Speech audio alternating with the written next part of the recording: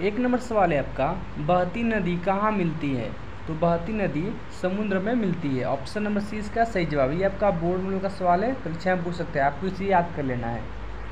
चलिए अगला सवाल देखते हैं। 2 नंबर सवाल दिया है, साधु शब्द का सप्तमी एक वचन का रूप कौन है? साधु शब्द का सप्तमी एक वचन का रूप कौन है?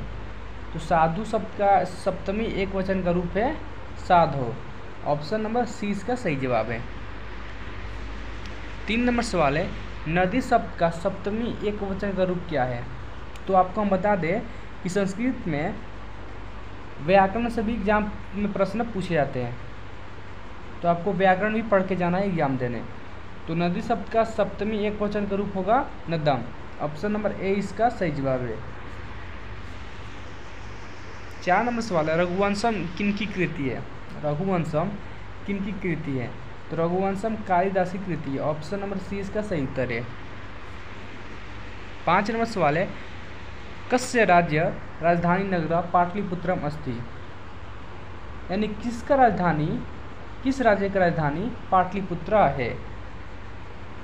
तो वह बिहार प्रदेश से राजधानी पाटलिपुत्र अस्ति। ऑप्शन नंबर ए इसका सही जवाब हो जाएगा। और ये आपका बोर्ड मॉडल का सवाल भी है, परीक्षा में पूछ सकते हैं, आपको इसे याद करके जाना है एग्जाम देने। 6 नंबर सवाल है, काव्य मीमांसा नामक ग्रंथ का अलिखत? ये भी आपका बोर्ड मॉडल का प्रश्न है, एग्जाम में बार बार सवाल ये पूछा है और पूछ भी सकता है। यानी काव्य मीमांसा जो नामक ग्रंथ है उसके लेखक कौन है? तो उसके लेखक है राजशेखर। ऑप्शन नंबर ए इसका सही उत्तर है। 7 नंबर सवाल है, पाटलिपुत्र किस महापुरुष की जन्मस्थली है? पाटलिपुत्र किस महापुरुष की जन्मस्थली है? तो गुरु गोविंद सिंह जी का जन्म स्थल पाटलिपुत्र है। ऑप्शन नंबर सी इसका सही उत्तर है। 8 नंबर सवाल है, स्वामी दयानंद के बचपन का नाम क्या था?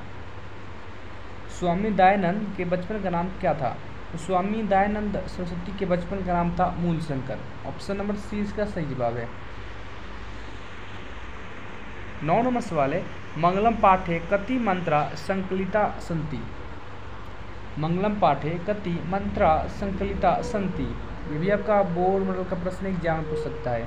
यानी जो मंगलम पाठ है उनमें कुल कितने मंत्र संकलित है? तो मंगलम पाठ में कुल 5 मंत्र संकलित है। तो ऑप्शन नंबर सी इसका सही उत्तर है। 10 नंबर सवाल है, गुरु नाम किस विभक्ति का रूप है? गुरु नाम किस विभक्ति का रूप है? तो वह षष्ठी विभक्ति का रूप है। ऑप्शन नंबर डी इसका करेक्ट आंसर है। 11 नंबर सवाल है, चंद्रगुप्त किस वंश का संस्थापक था? चंद्रगुप्त किस वंश का संस्थापक था? तो चंद्रगुप्त मौर्य वंश के संस्थापक थे। ऑप्शन नंबर ए इसका सही उत्तर है। 12 नंबर सवाल है, वीरेश्वर कौन था? ये भी आपका बोर्ड मॉडल का प्रश्न एग्जाम में बार बार पूछते हैं, आपको इसे याद कर लेना है। वीरेश्वर कौन था? तो वीरेश्वर मिथिला का मंत्री था। ऑप्शन नंबर बी इसका सही उत्तर है। अगला सवाल है आपका 13 नंबर, अन्वय का संधि विच्छेद क्या होगा? तो आपको बता दें कि संस्कृत में संधि विच्छेद से भी सवाल पूछे जाते हैं। तो अन्वय का संधि विच्छेद होगा अन प्लस वय। ऑप्शन नंबर ए इसका करेक्ट आंसर है। 14 नंबर सवाल है, अ प्लस उ के मेल से कौन सा नया वर्ण बनेगा? अ प्लस उ के मेल से कौन सा नया वर्ण बनेगा? तो बनेगा ओ। ऑप्शन नंबर बी इसका करेक्ट आंसर है। 15 नंबर सवाल है, इंद्रायणी का वर्णन किस वेद में है? इंद्रायणी का वर्णन किस वेद में है? तो वह ऋग्वेद में है। ऑप्शन नंबर 20 का सही उत्तर है। 16 नंबर सवाल है, समाज की गाड़ी कैसे चलती है? समाज की गाड़ी कैसे चलती है? तो वह पुरुष और नारियों से चलती है। ऑप्शन नंबर सी इसका सही उत्तर है। 17 नंबर सवाल है, के गीतकानी गयंती? के गीतकानी गयंती यानी कौन गीत गाते हैं? तो वह ईश्वर गाते हैं। ऑप्शन नंबर ए इसका सही उत्तर है। 18 नंबर सवाल है, भारत भूमि किससे सेवित है? भारत भूमि किससे सेवित है?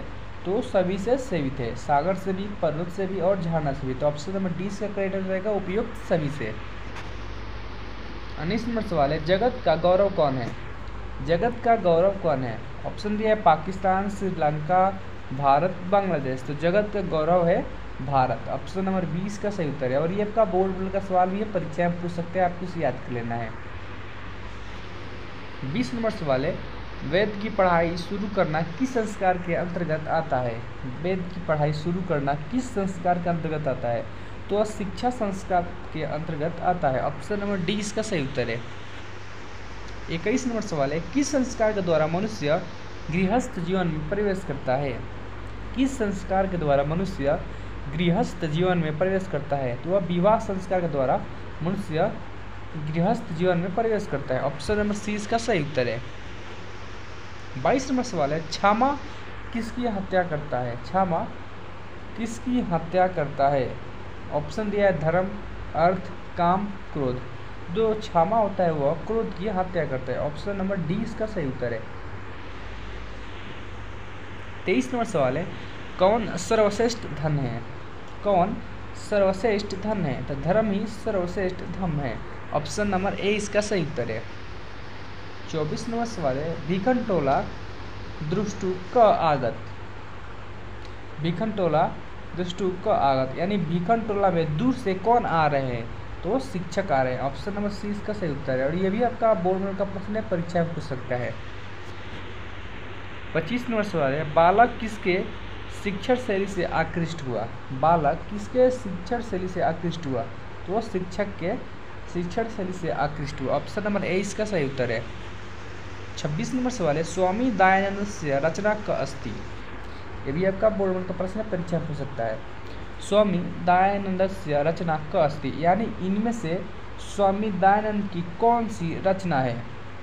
तो है सत्यार्थ प्रकाशक। ऑप्शन नंबर ए इसका सही उत्तर है।